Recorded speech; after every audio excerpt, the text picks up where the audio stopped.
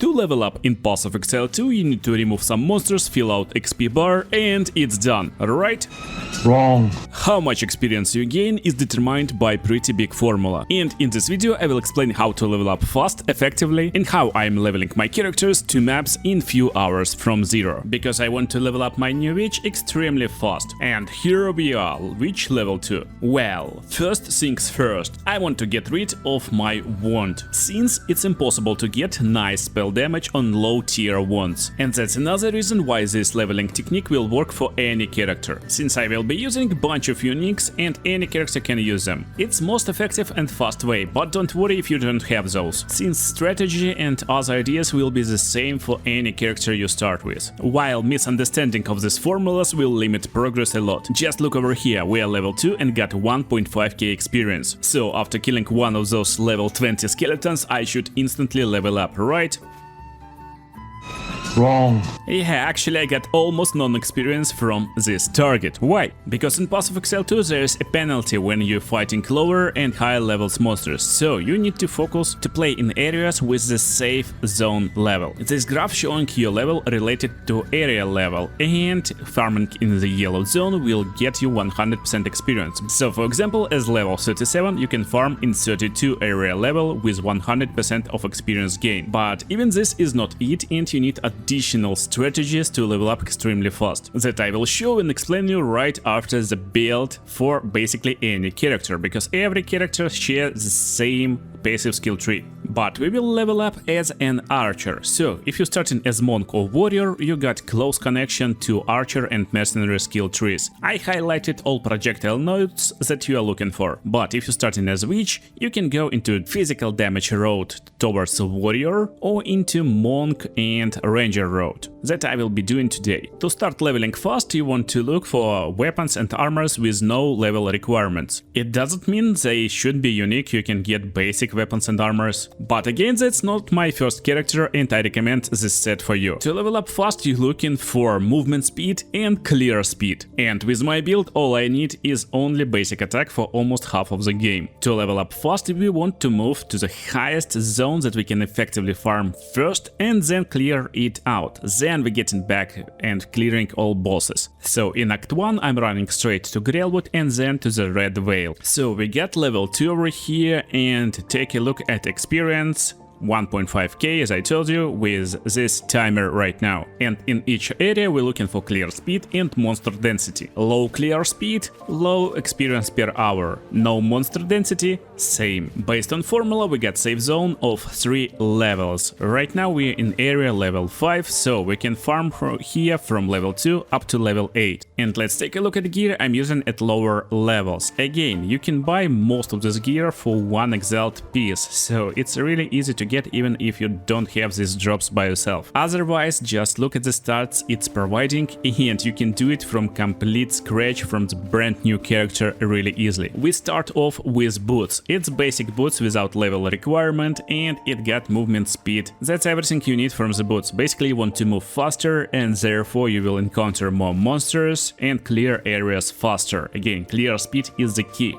Other stats won't matter on this piece, at least for now. Then you definitely want to find rings with flat damage bonuses. So I got this iron ring that got flat physical damage to attacks, as well as some fire damage to attacks, and that's basically everything you need. It can be better, but for first levels you don't care a lot. Second ring slot is the same iron ring with more physical damage bonus, as well as bonuses to some attributes, but I just don't have better ring yet. Still, you don't need like insanely overpowered ring. What you need is a good weapon combination, and my combination of bow and quiver will be like this. So for first level I'm using broadhead quiver of Asphyxia Wrath. It got physical damage bonus to attacks, increased attack speed, and also we will chill enemies a little bit, so it's a nice option for early level quiver. And basically that's what we're looking on the quivers. We're looking for, again, flat damage bonuses. I got another quiver for level 9 with additional fire damage to attacks, physical damage to attacks, more fire damage, some critical hit chance. You don't care about it at early levels a lot, you want just flat damage bonuses.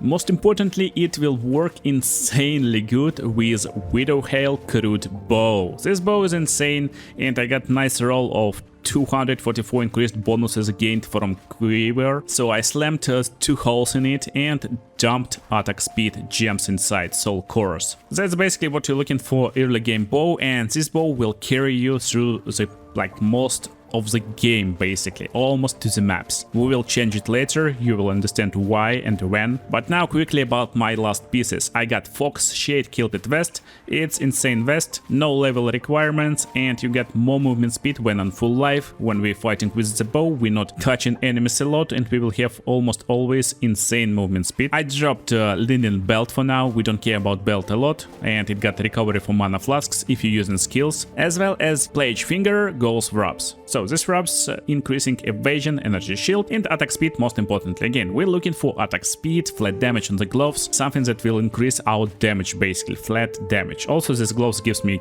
chance to poison on hit, which is good against bosses if you don't have any friends who can jump in and help you with bosses. More on that later, and for now, you can basically see how effective this strategy and set is. Basically, we're getting level every minute for now. Or even faster, 2 minutes, 3 levels basically. And I got it by just doing 1 circle in Red Veil. Now I'm getting to Waypoint and getting back to Clearfell encampment, since level 5 unlocks some cool equipment for us. And since this area is level 2, it's last level where we can get 100% experience from the zone. But most importantly, we want to get back to fastly clear bosses that will give us permanent bonuses, like this Bearer of the Pack, who drops permanent resistance from the cold damage. Now I'm getting back to Red Veil, but I'm holding my button to create new instance. Also you can control click on PC. Helmet I'm using is Crown of the Victor, and most importantly it gives me mana and life per enemy killed, as well as +1 level to all the skills. Basic attack is also skill, so it will give you more damage, and also getting mana and life per enemy killed will help us staying on the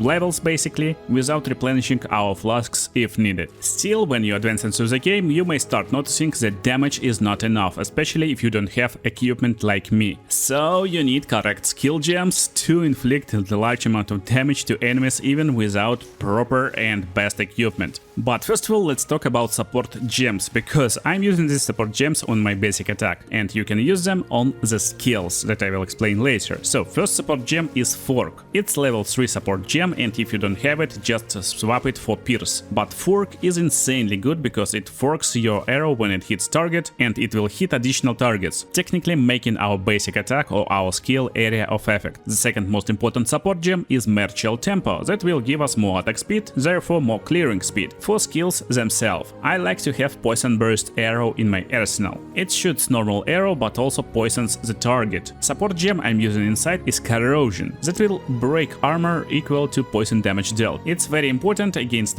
bosses especially, as well as versus highly armored enemies. The second gem is Comorbidity, to have ability to inflict 2 stacks of poison at the same target for more damage. And for clearing basic mobs, I like to use Lightning Arrow in combination with Lightning Rod. All you need to do is to shoot bunch of lightning rods and then shoot with Lightning Arrow. It will create lightning explosions and enemies will be defeated. You can use any support gems I explained, like Fork, Pierce and Martial Tempo, and I like to have Scatter Shot on Lightning Rod. When you finish clearing Red Veil, go to the next zone, which will be Cemetery of Eternals. Again, pretty nice monster density, monsters are really slow and easy to defeat. We can level up here pretty fast and get level 8 for new amulet. It's not necessary, but it gives us really nice rolling distance, which also will be a lot more effective for traveling through the map and getting experience faster. If you're only leveling and got someone to help you with bosses, I would stay away from catacombs and instead just level up on the top of this area.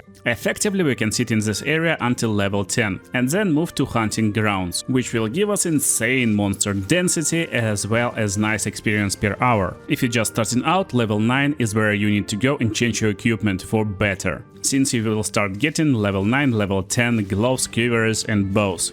Zone is pretty good to over-level and actually restarted few times because monster density is pretty big as well as the zone big itself. Anyway, before starting bosses, I recommend as always going to the next areas and clearing them a little bit until you hit the wall or the boss executioner, of course. The further you go into the game, more area level and more levels you will get. Also, you will find loot box in Ogam Farmlands that will give you 2 extra skill points, so you can finally get into passive skill parts that gives you damage if you're playing witch archer like me. And then with more damage, get back to hunting grounds, finish out Crowbell and get more skill points. By the way, I got nice guide in description and in pinned comment how to defeat bosses without taking a single hit. Also, don't forget to finish out boss in Freytorn to unlock Spirit. But let's get back to our initial topic, fastest and most effective experience. So I'm level 14 right now and we will make experiment. I will reset my hourly XP rate and we will start the zone for 2 minutes straight. Because even if you think that you understand how the formula works, how to use this chart to play in the safe zone and get most effective XP possible, you're still probably behind and not getting most experience per hour. So in the first part of this video I showed how to get first 12 levels in 45 minutes, but actually you can do it a lot faster if you utilize the next strategies. Since utilizing a right area level with correct clearing speed and monster density will triple or quadruple our experience per hour. A small tip for you: if you want to clear faster, you want to always move towards monsters and not fear them and even leave them behind. Don't wait until they will be destroyed completely and just move. After testing 2 minutes in this area, we got 540,000 experience per hour, which is basically double of experience we gained at this point of the game. Now I'm doing the same test in Ogam village. This area is just 1 level higher and in 2 minutes we got 670,000 experience per hour. So you not only need to consider the safe zone for experience, but also how much experience you're actually gaining from monsters. This means at my level 15, the best way to level up is to actually jump to Act 2 and go straight to Modwin Quarry, which is level 18 and level 19 zones. It will instantly feel like a slow leveling with slow clear speed, but experience per monster is insane. And after farming over here for just 2 minutes, we get almost 2 million experience per hour, which basically triples our results from previous zones. So, if possible, always move to zone higher level than you in a safe zone to get most experience possible.